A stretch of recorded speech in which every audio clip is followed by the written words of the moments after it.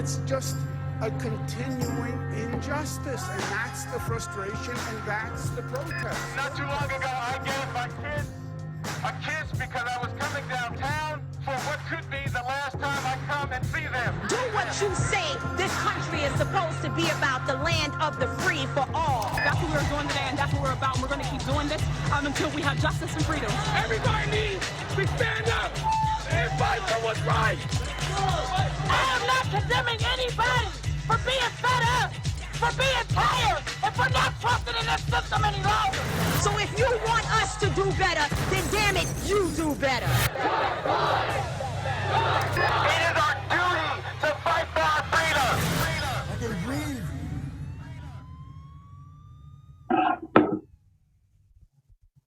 So I tell you what, you look at the creativity, the talent of Pittsburgh's own Ime Alaquiva.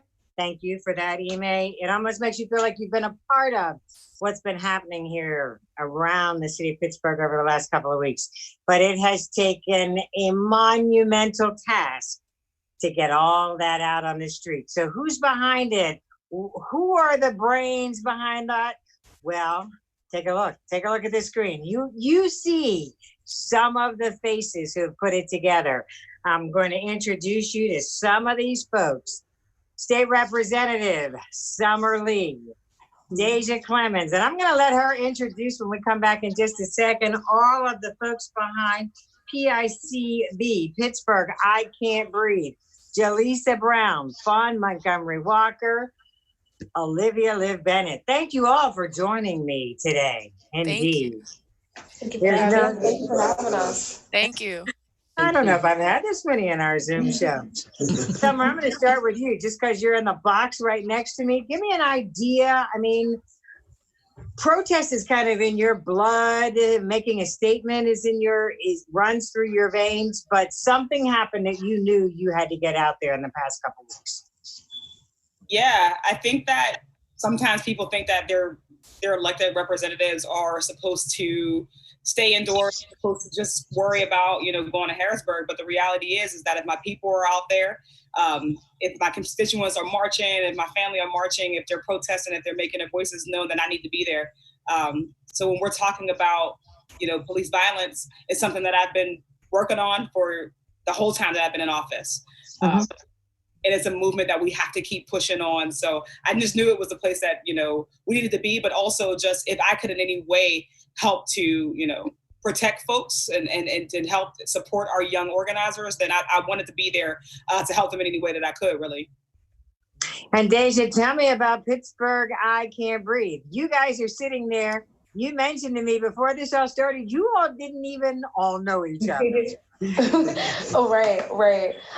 So Pittsburgh I Can't Breathe was, founded May 28th, not even 2 weeks ago. Like you mentioned, none of us really knew each other in much detail. As our group grew on Facebook, we kind of grew attracted to each other and kind of all took leads in different areas of the group. So yeah, and it's been amazing to see, 4 Black women, young women being able to work together for a positive cause. So wait, just quick follow-up before I finish going through the group. So that's how you first met on Facebook? Yes. Through the group. Yeah, through the group. Yep, through the group. Interesting. Jaleesa, tell me, same thing for you. Is this one of those things? Because I think a lot of people saw this video, saw George Floyd and knew they had to do something. Yeah, I definitely agree with that, and I think it wasn't just the video. I think we're at a convergence point in our country where we see, not only the effects of coronavirus in the Black community, but also police brutality continually happening to Black Americans on top of a pandemic. And I think it was just the tipping point to get everybody in action. And I see you nodding your head, Fawn. I see you nodding your head here. Yeah, so for me, and it wasn't just a video, I feel like it's been since high school for me, knowing that I had to do something. I feel like it's my duty to fight for the freedom of my people.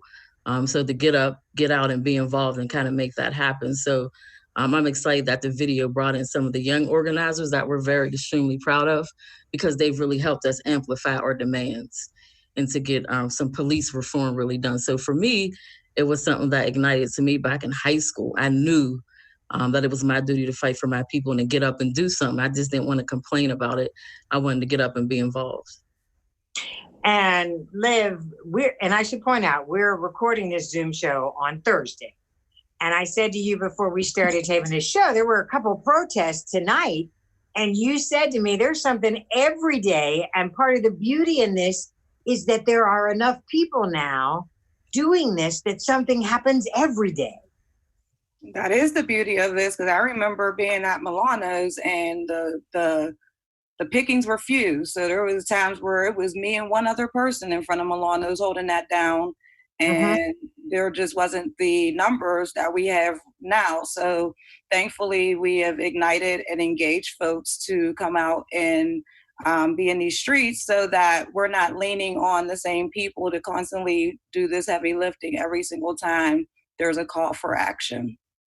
And real quick, let me follow up on that before we take this commercial break, because you mentioned Milano's, which is Pizza Milano's up on Fifth Avenue. And you're right, there were times that there were not many people out there.